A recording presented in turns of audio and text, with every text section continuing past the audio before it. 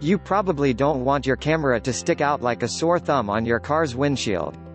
Dashboard cameras come in various sizes, big and smaller.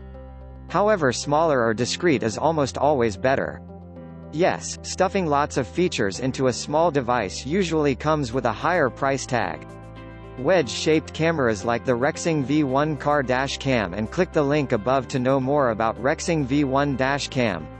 And these types of car dash cam are becoming more and more popular, as they stick straight to the windshield without needing a mount.